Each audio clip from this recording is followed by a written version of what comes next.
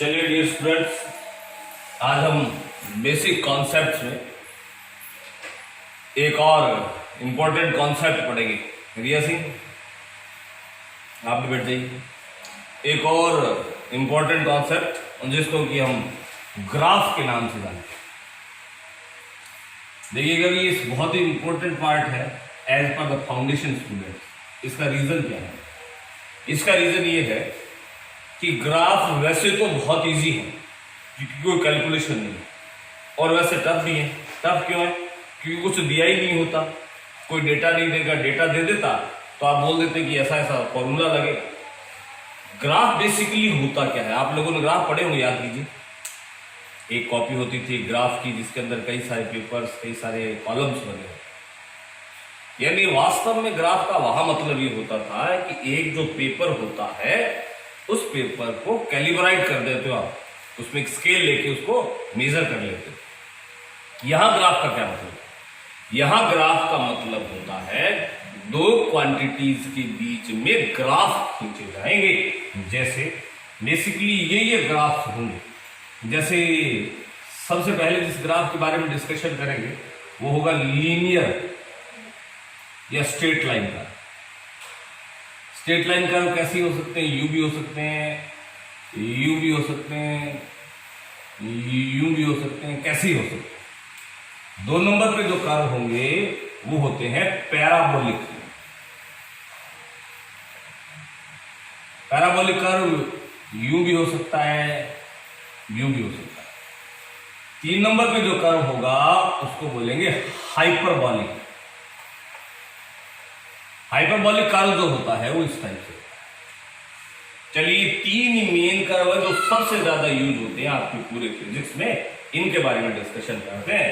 1 number पे linear, 2 number पे parabolic और 3 नंबर पे हाइपरबॉलिक। एक एक करके अब इन कर्व्स का डिस्कशन स्टार्ट करेंगे। एक बार आप इनका बेसिक्स लिख लीजिए।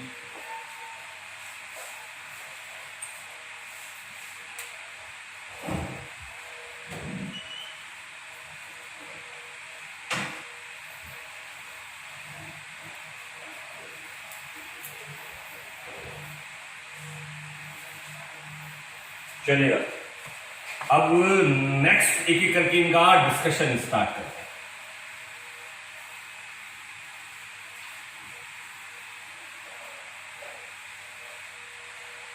सबसे पहले ये देखते हैं कि लीनियर कर्व कैसे है।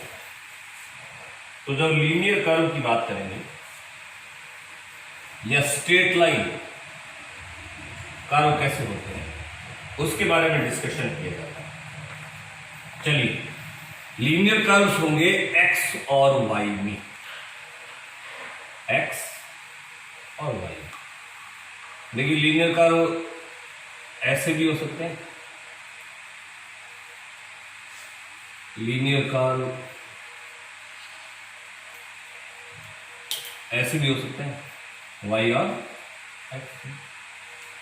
लीनियर कर्व ऐसे भी हो सकते हैं, वाई और एक्स। लीनियर कर्व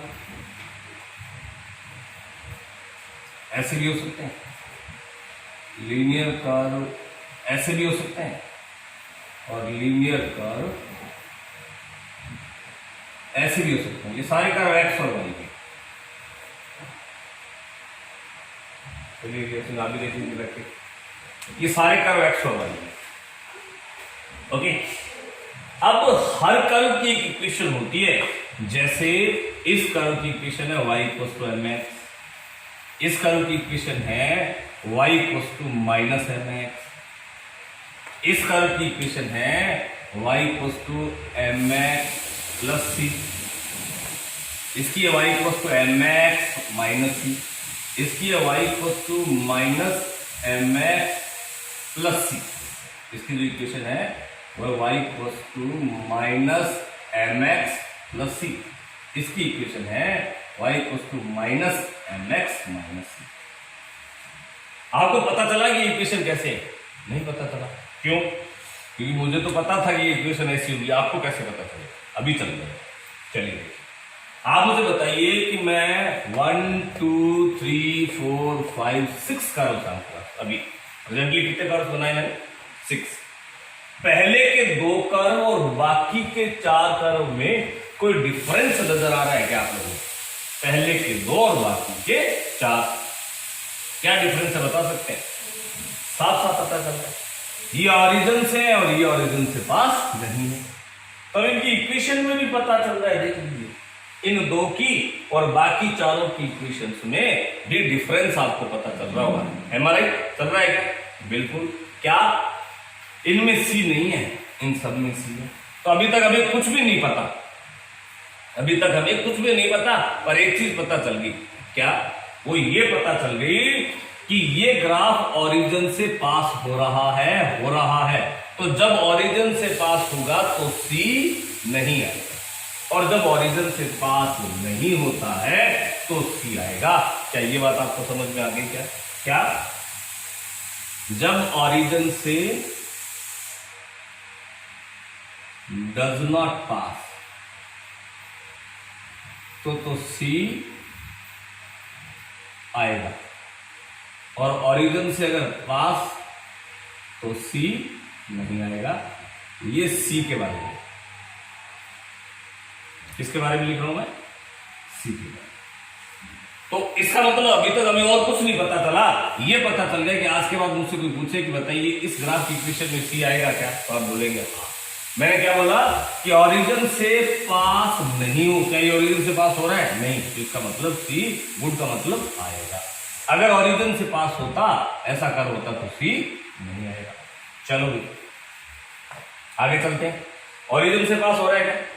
नहीं, सी आएगा। हाँ, पास हो रहा है, पास हो रहा है, पास हो रहा है, नहीं हो रहा पास, सी आएगा क्या? आएगा। अब सी इसमें प्लस है, इसमें माइनस है, इसमें प्लस है, इसमें माइनस है। सी का क्या मीनिंग है वो भी देखिए सी का मतलब होता है, इस सी को बोला जाता है इंटरसेप्ट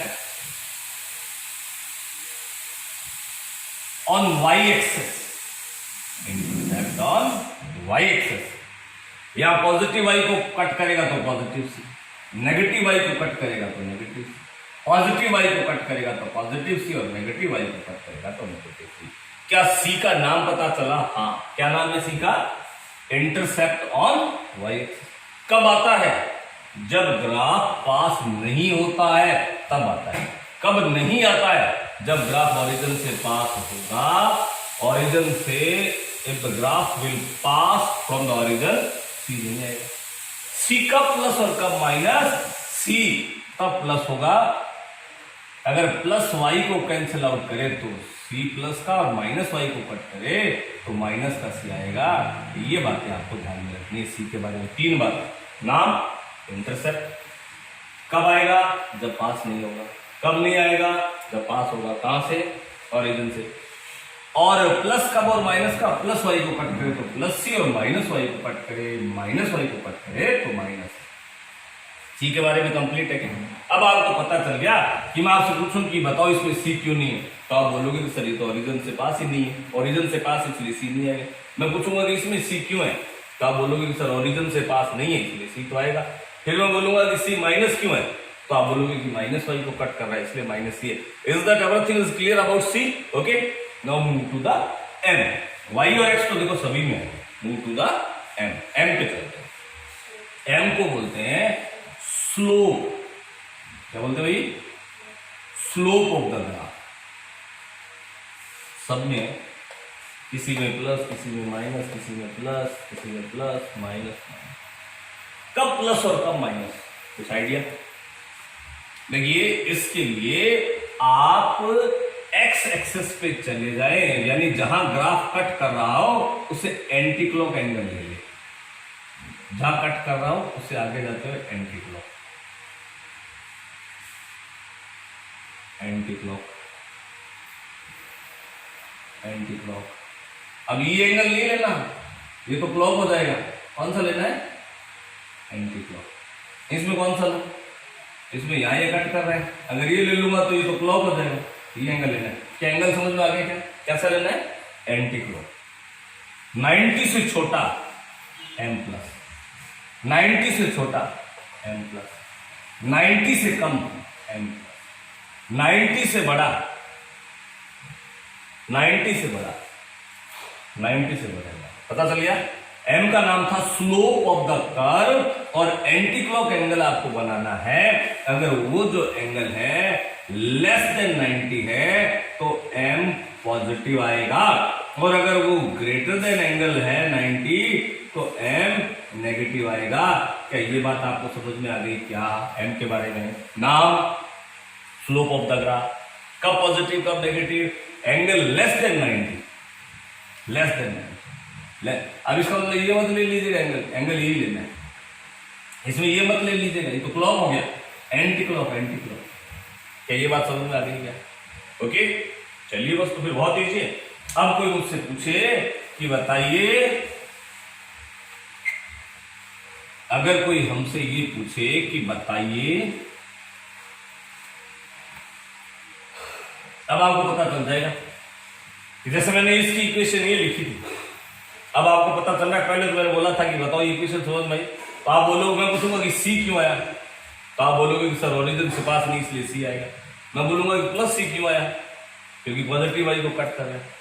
मैं बोलूंगा कि प्लस एम क्यों आया, तो आप बोलोगे कि 90 से कम एंगल बना रहा है। जैसे अगर आपसे कोई पूछे कि बताइए इस ग्राफ की इक्वेशन बताओ, तो मैं बोलूंगा वाई और एक्स तो आएंगे आएंगे, सी आएगा क्या? हाँ, क्यों? क्योंकि ओरिजिन से पास नहीं है। किसको कट कर रहा है? पॉजिटिव वाई को, तो पॉजिटिव सी। एंगल ये लूं या ये? मैंने बोला था क्लॉक नहीं लेना, एंटी क्लॉक लेना है। 90 से बड़ा है तो क्या आ जाएगा? आपसे कोई बोले कि y equals to mx minus c का ग्राफ बनाओ, अब आप आराम से बना दोगे। c माइनस है यानी माइनस वाई को कट करेगा, तो इसको लेके दो ग्राफ बन सकते हैं, या तो ये बन सकता है या ये बन सकता है। इसमें एंगल आएगा ये एंटी क्लॉक, इसमें एंगल आएगा ये। आपको प्लस का चाहिए तो 90 से छोटा लूं या 90 से बड़ा? छोटा लूंगा, क्योंकि बड़ा लेते ही तो m माइनस हो जाता है, तो ये वाला ग्राफ आ जाएगा इस इक्वेशन। क्या आपको लीनियर इक्वेशन समझ में आ गई क्या? कोई डाउट, एनी प्रॉब्लम? कर लेंगे? चलिए, ये इसका बेसिक्स था, और कर लेते हैं।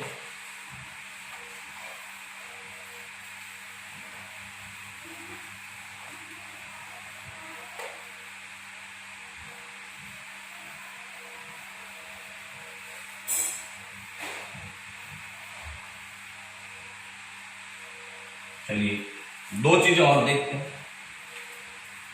इसको बोलते हैं पैराबोलिक ग्राफ।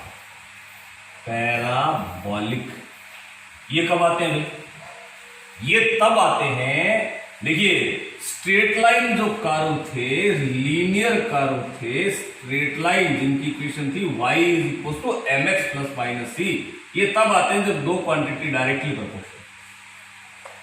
पैराबोलिक जब दो क्वांटिटी इस टाइप से हो कि एक की स्क्वायर के दूसरी प्रोपोर्शन हो, तो स्क्वायर एक्स का भी हो सकता है और वाई का भी। तो पैराबोलिक ग्राफ ऐसे आएंगे, ये वाई, ये एक्स, ये वाई, स्क्वायर किसका है? तो एक्स की तरफ घूम लो, यहां खड़े हो जाओ, स्क्वायर किसका है? तो वाई। आप समझ गए क्या? या तो यू आएगा या यू। स्क्वायर किसका है? एक्स की तरफ। स्क्वायर किसका है? वाई की तरफ। कोई डाउट? इस टाइप से पैराबोलिक है। ये मैंने मेरी मर्जी से नहीं बनाया।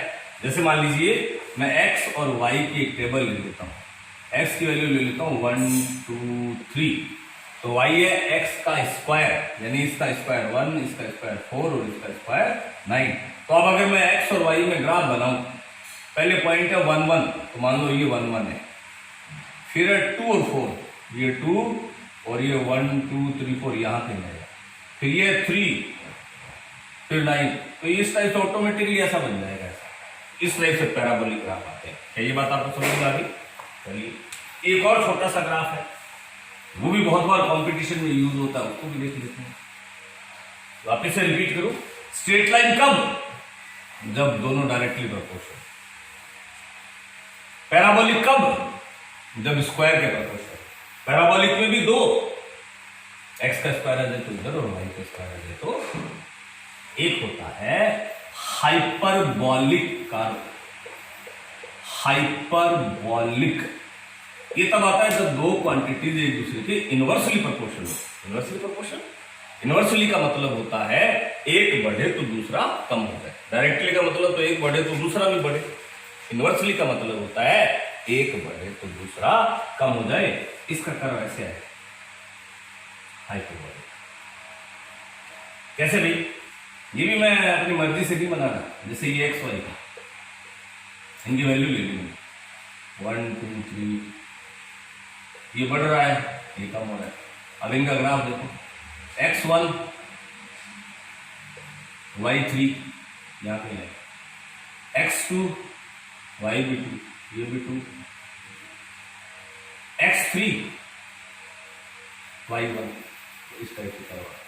यानी ये हाइपरबोलिक। तो ये तीन कर्व आपके दिमाग में, तीनों इक्वेशन आपके दिमाग में फिट हो जानी चाहिए कि कब तो स्ट्रेट, कब हाइपरबोलिक, कब पैराबोलिक। एक बार रिवाइज करके बता दो। स्ट्रेट कब? जब डायरेक्टली प्रोपोर्शनल। पैराबोलिक कब? जब स्क्वायरली प्रोपोर्शनल। हाइपरबोलिक कब? जब इनवर्सली प्रोपोर्शनल। चलिए अब कंपटीशन में कैसे क्वेश्चन पूछता है वो भी देख लीजिए।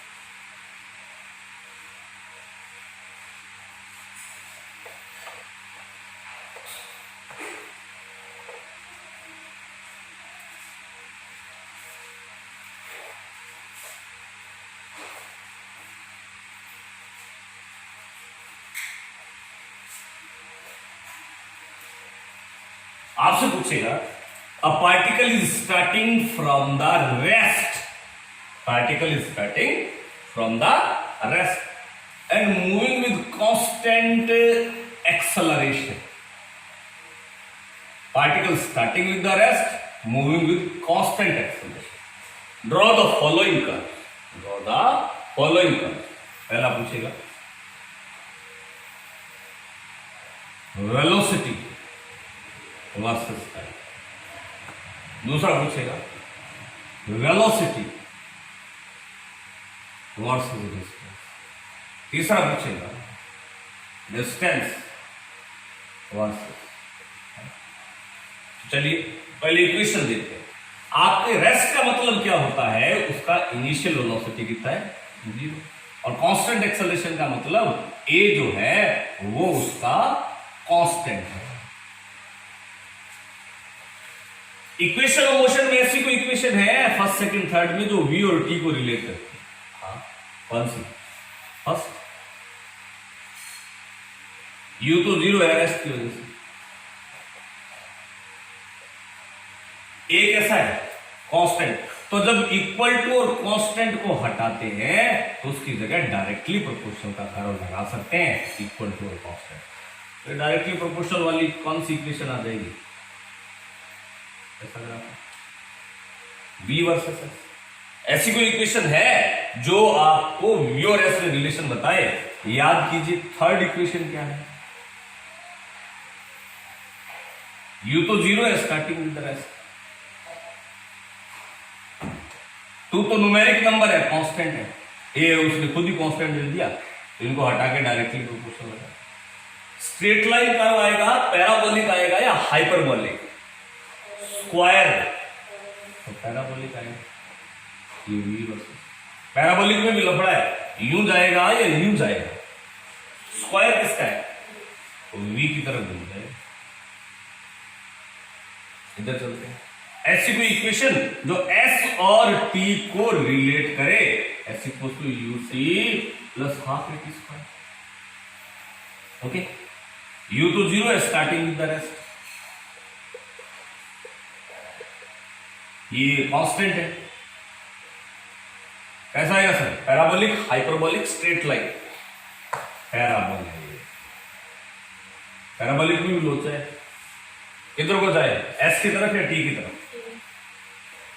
पर याद रखिए जैसे ऑप्शन में ऐसे नहीं दे रखे हो, इसी क्वेश्चन के ऑप्शन में ऐसे एक्सेस दे रखे हो। एस और टी यहां हो, वाई एक्सेस पे, और जैसे यहां पे एक्स एक्सेस पे टी और यहां वाई, तो रिलेशन तो यही है। पर अब बनेगा भी पैराबोलिक, पर जाएगा किधर? टी की तरफ। तो किधर को जाएगा? ये बातें आपको समझ में आ गई क्या? तो इस टाइप से हम ग्राफ का बेसिक्स पढ़ते हैं। आगे वाले और लेक्चर्स में हम और बेसिक्स की तरफ चलेंगे। Thank you, God bless you.